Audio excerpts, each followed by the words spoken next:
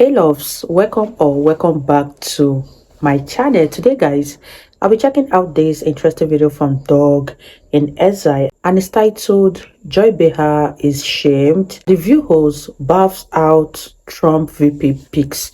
You guys, I'm super excited as always. If you're yet to subscribe to this channel, please consider subscribing. Give this video a massive thumbs up, comment, share, and all that good stuff. And without much ado, let's see what this video is all about. Joy Behar makes a normally gross gesture for her. That's coming right up as they all weigh in on Trump's VP pick. He's having a retreat, and they're wrong and gross about everything, but they also bring up some names that I've heard recently bump around these days. Let's watch. Welcome to Doug in Exile. This is where the happy patriots are. Even though we watch The View, this is kind of where mass media, pop culture, including Democrats who watch TV, where they're at. Let's spy on The View. Trump is holding a retreat to audition his potential picks for vice president.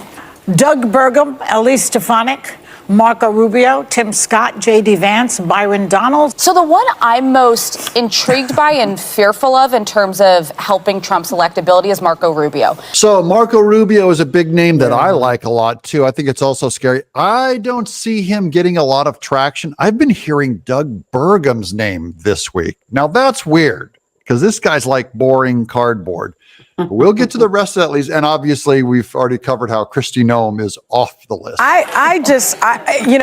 Just to speak for African American voters, on behalf of the African American voters, I did not realize Sunny Hostin was African American. I didn't even know. That's kind of funny. Okay, and I'm sure even though she's beautiful and wears all the makeup and the perfect hair, I'm sure she's just treated like a real second-class citizen by her valet, her assistant, her beautician, her stock market investor. anyone thinks that Tim Scott is a the audience is cracking up. Anyone thinks that Tim Scott is going to bring over a bunch of black men, Tearing down a black man? Maybe she really does represent African American women. they really need to just get with it, because Tim Scott is the only African American senator in the Republican Party for a reason. And what reason is that? She's implying what? That white Republicans hate black conservatives? White Republicans love black conservatives. We adore them. They see it as like the biggest victory party in the world, because if you can deprogram blacks from the one party, right, you've really found an independent person. Yeah, There aren't that many Democrats, though, either. You guys only have, what, 3? Yeah, Sonny, you only have 3 Democrat black politicians. And unlike Tim Scott, your 3 are complete lunatics. Yeah, but we have people like Hakeem Jeffries, and we have the we have people like Cory Booker. We have people like former Senator Kamala Harris, who's now the Vice President of the United States. Okay, Kamala Harris, I want my black audience to tell me, how proud are you of Kamala Harris, by the way, half Indian, also. And then Cory Booker, who is known as that weird, stared-off, crazy guy. And then Hakeem Jeffries, part of the extremely anti-Israel left. There's your pride and joy. And we have normal Tim Scott. Why, you guys, what are your thoughts on this video? This is very, very funny. The fact that these women are trying to narrow down Donald Trump VP pick is very, very hilarious. But out of all the names they've mentioned, I have been hearing more about Marco Rubio. And do you guys think Donald Trump will eventually pick him? Who do you think Donald Trump will pick at the end of the day? Let me know your pick and let me know your thoughts in the comment section down below. And let's continue watching, you guys. Because, Marco Rubio hasn't been out there like professing, I love Donald Trump. Right. He actually said those. Didn't he actually say those words? He said, I love you to Donald and Trump. Oh, Joy. That's insensitive to women that you would make that gesture, of course. But there you go. There's Joy. She couldn't resist because Trump repulses her so much. Remember, she was fawning all over him, grabbing his hair back 20 years ago, loving on him. Then he runs, and now she's saying it's just gross. I only want to know, would she make that gesture? Would she ever do it to Joe Biden, sniffing the hair of little girls? Kristi Noem is not going to help. She's That's what I mean. If Kristi Noem and Elise And now they're repeating MSNBC's puppy murderer thing on Kristi Noem. I've already weighed in on defending her, and I've already been pushed back by my audience. No, you're wrong, Doug.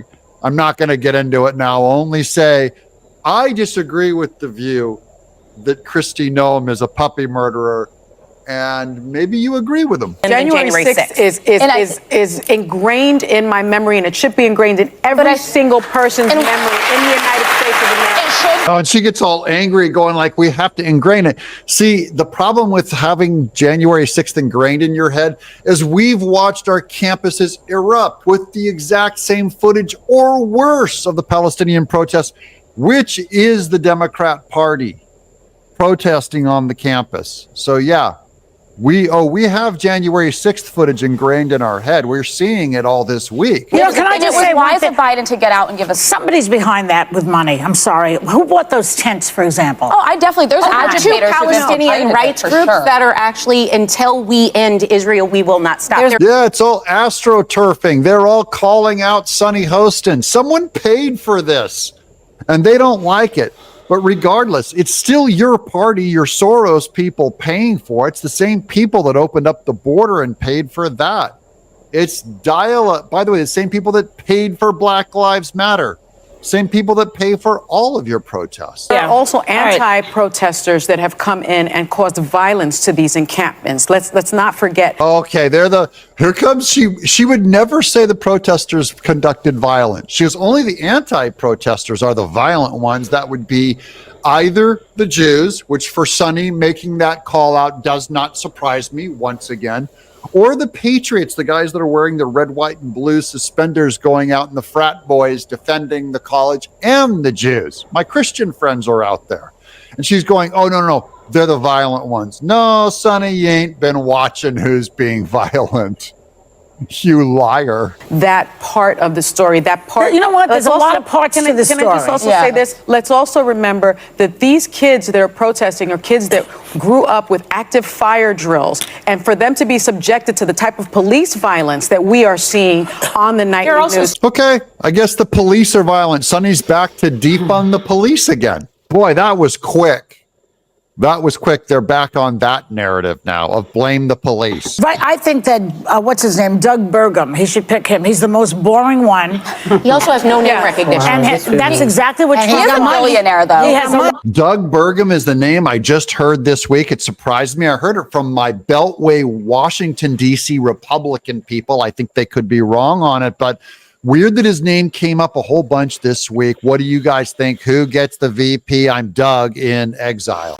Wow, you guys, that was such an interesting one from Doug in exile. And the question still stands, who do you think Donald Trump is going to pick as his VP? Because none of us know. Because for now, everyone is still speculating and nobody knows who Donald Trump will actually pick. But if you have to take a guess, who do you think he's going to pick? Leave your thoughts in the comment section down below. And I'll see you all in my next video.